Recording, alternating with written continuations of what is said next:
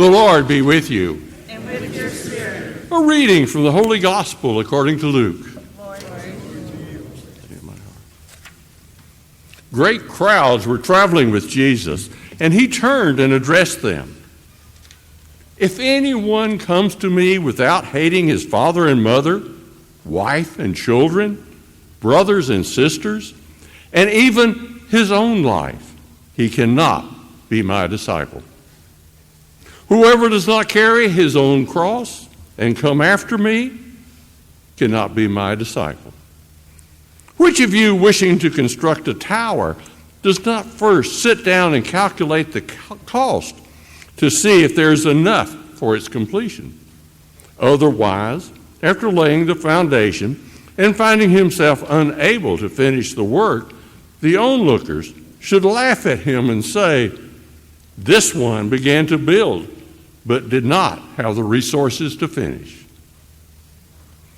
Or what king, marching into battle, would not first sit down and decide whether with 10,000 troops he can successfully oppose another king advancing upon him with 20,000 troops? But if not, while he is still far away, he will send a delegation to ask for peace terms. In the same way, any one of you who does not renounce all his possessions cannot be my disciple. The Gospel of the Lord.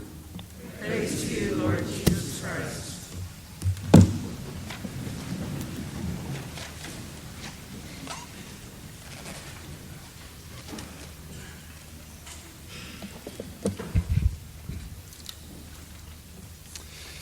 There's a story about a guy named Bob.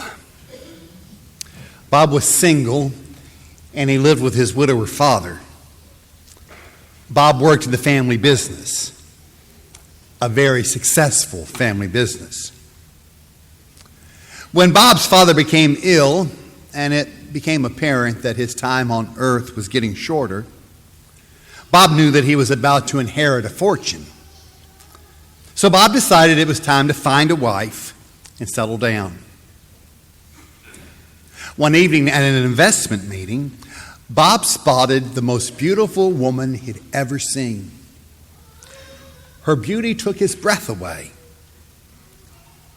So Bob sauntered over to her and said, "I may look like an ordinary guy, but in just a few years, my father will die, and I'll inherit $200 million.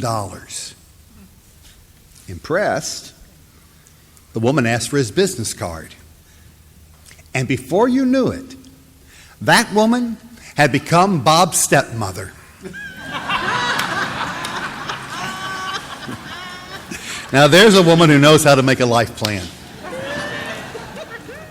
And marrying a wealthy widower may not work for everybody, but we all need a plan.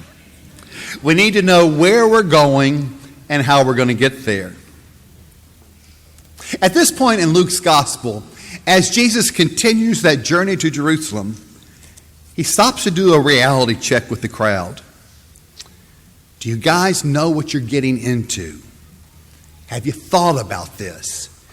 Are you prepared for where this is headed?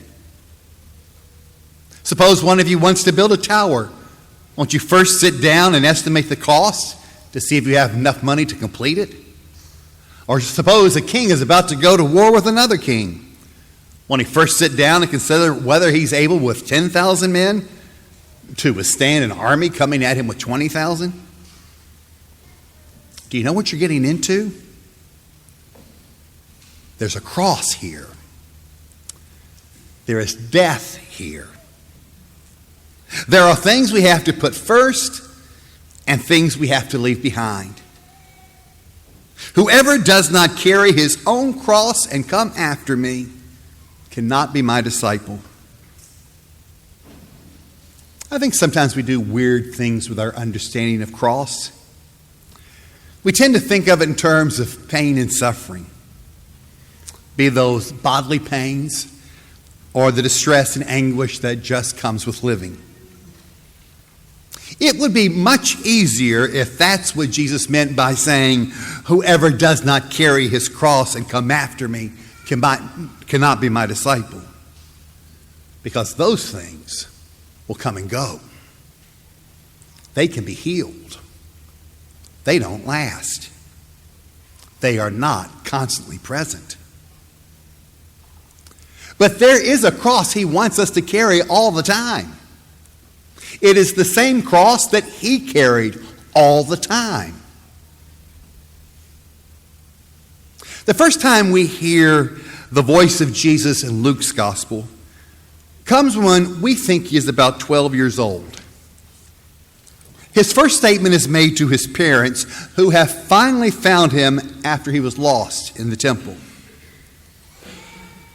And in that conversation, Luke tells us that the first statement to come from the mouth of the Lord is, "Why are you looking for me? Did you not know that I had to be in my Father's house?" The second statement that will come from Jesus is heard while he is in the desert, fasting for 40 days and 40 nights, preparing for his public ministry. And during that time, the tempter approaches. And the second statement that comes from the mouth of the Lord is addressed to the tempter.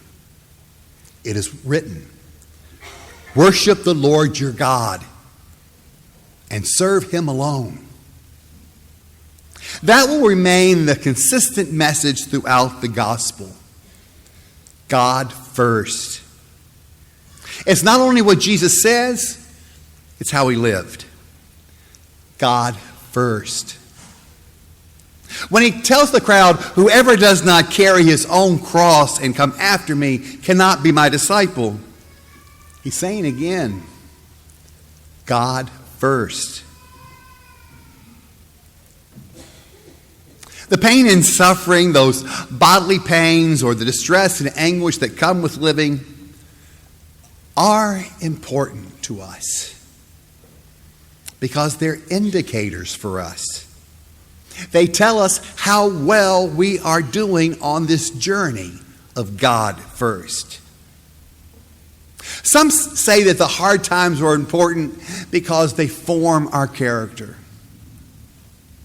I think they're important because they reveal our character. We learn a lot about ourselves when life gets tough.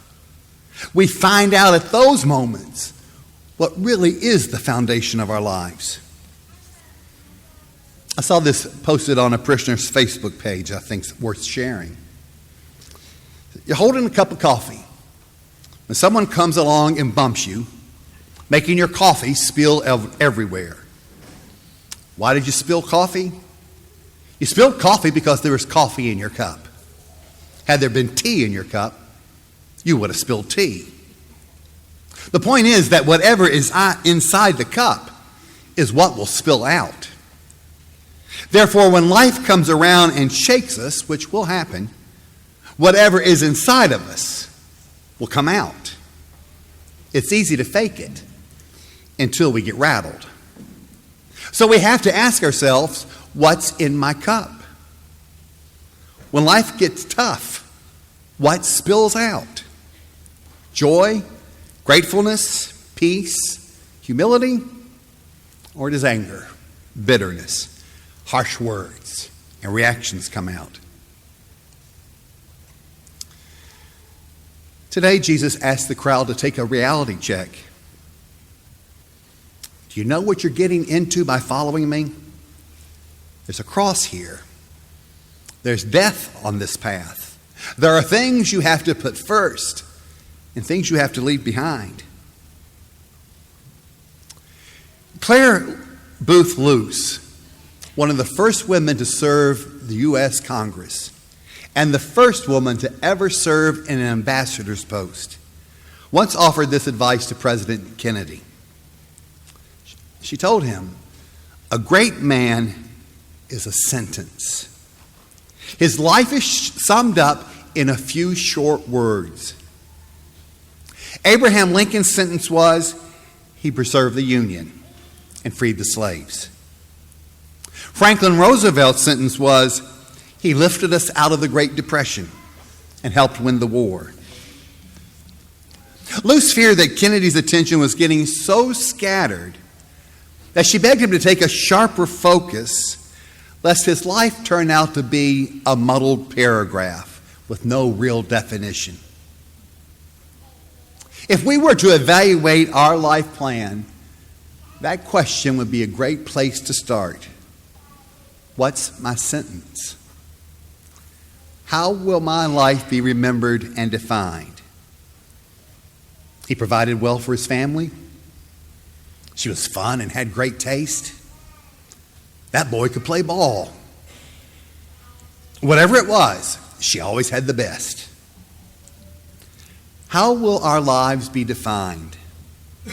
Would someone include in our sentence that he or she was a follower of Christ?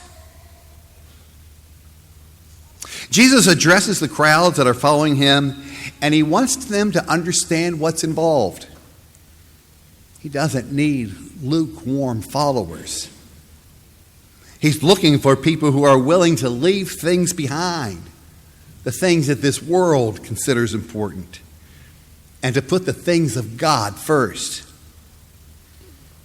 Will our sentence measure up to that standard? Does our life plan have us headed that way?